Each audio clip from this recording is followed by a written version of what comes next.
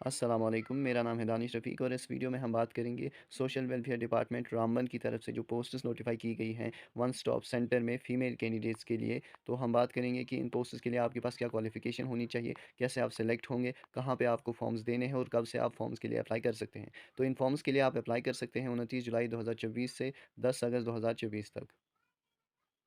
और वही कैंडिडेट्स इसके लिए अप्लाई कर सकते हैं जो डिस्ट्रिक्ट रामबन के डोमिसाइल होंगे और फीमेल कैंडिडेट्स के लिए ही ये पोस्ट्स रिजर्व रखी गई है। इसमें आपकी क्वालिफिकेशन जो है वो प्रोफेशनल डिग्री होनी चाहिए साइकोलॉजी में, साइकेट्री में, न्यूरो साइंसेज में, और आपके पास 3 साल का एक्सपीरियंस होना चाहिए। आपने किसी भी गवर्नमेंट या नॉन गवर्नमेंट प्रोजेक्ट पे स्टेट लेवल या डिस्ट्रिक्ट लेवल पे काम किया हुआ होना चाहिए। ये पोस्ट जो है साइको सोशल काउंसलर के लिए है। कम से कम आपकी एज जो है 18 साल होनी चाहिए और ज़्यादा से ज़्यादा आपकी एज 40 साल होनी चाहिए, और आपकी एज 1 जनवरी 2022 को 18 हुई होनी चाहिए, और ना ही 40 साल आपकी एज तब होनी चाहिए, यानी आप तब तक 40 साल से नीचे हुए होंगे। और दूसरी पोस्ट जो है वो केस वर्कर के लिए है, फीमेल्स के लिए सिर्फ है। आपके पास बैचलर इन लॉ होना चाहिए, या सोशल वर्क या सोशियोलॉजी या सोशल साइंसेज या साइकोलॉजी में आपके पास ग्रेजुएशन होनी चाहिए, और इसके साथ ही आपके पास 3 साल का एक्सपीरियंस होना चाहिए। आपने किसी भी गवर्नमेंट या non government women related project पे काम किया हुआ होना चाहिए, और आपकी एज कम से कम 18 और ज़्यादा से ज़्यादा 40 साल होनी चाहिए। मंथली सैलरी इसमें 14,000 रहने वाली है। सिलेक्शन जो आपका होगा, आपकी जो क्वालिफिकेशन यानी ग्रेजुएशन, उसके बेसिस पे आपको 90 पॉइंट्स मिलेंगे और 10 पॉइंट्स का इंटरव्यू होगा। और बाकी जो इसमें एलिजिबिलिटी क्राइटेरिया है, आप डिस्ट्रिक्ट रामबन के ही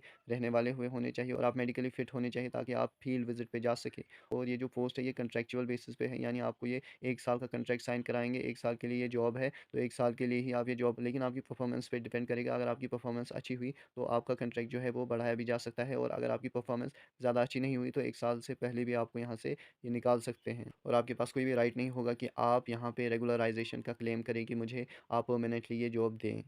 आपके पास जो क्वालिफ़िकेशन है वो लास्ट डेट से पहले ही कंप्लीट होनी चाहिए। अगर आपकी क्वालिफ़िकेशन लास्ट डेट के बाद कंप्लीट हुई है तो आपको फिर निकाल दिया जाए, और अगर आप दोनों पोस्ट के लिए अप्लाई करना चाहें तो आप दोनों पोस्ट के लिए अलग-अलग से अप्लाई कर सकते हैं। अलग फॉर्म्स आपको अलग से देने पड़ेंगे, और ये जो पोस्ट है ये इंक्रीज़ भी की जा सकती है, डिक्रीज़ भी की जा सकती है। जो एडवर्टाइज़मेंट आप देख रहे हैं इसको ये कैंसिल भी कर सकते हैं अगर इनको लगा कि we do not require such kind of employees. जो सैलरी है उसमें भी फ़र्क हो सकता है, या ज़्यादा भी हो सकती है, कम भी हो सकती है। वो इसके रिलेटेड मिनिस्ट्री जो है, ministry of women and child development, उस पे डिपेंड कर सकता है। और आपकी जो सिलेक्शन है पहले प्रोविज़नल होगी, जब तक आप अपना डॉक्यूमेंट वेरिफिकेशन कराएँगे। जब आप सारे ओरिजिनल डॉक्यूमेंट्स प्रोड्यूस कर पाएँगे तभी आपकी जो सिलेक्शन है वो की जाएगी। और इन फॉर्म्स के लिए कोई भी ऑनलाइन फॉर्म भरने का प्रोविज़न नहीं है। आपको ये पीडीएफ दिख रही है, इसी पीडीएफ में इनके फॉर्म दिए हुए हैं। उन फॉर्म्स को आपको फिल करना है। उसके बाद आपको फिर कुछ डॉक्यूमेंट्स अटैच करने हैं, जैसे self attested copies of academic technical qualification, जो भी आपकी क्वालिफिकेशन है उन पे आपको सिग्नेचर करने हैं, वही उनके साथ अटैच रखने हैं। और आपकी डेट ऑफ बर्थ सर्टिफिकेट जो 10th बेसिस मार्क्स कार्ड है उसी पे चलेगा, और आपकी डोमिसाइल सर्टिफिकेट होगी, आधार कार्ड होगा, और ऐसा डॉक्यूमेंट जिसमें एड्रेस दिया हुआ हो।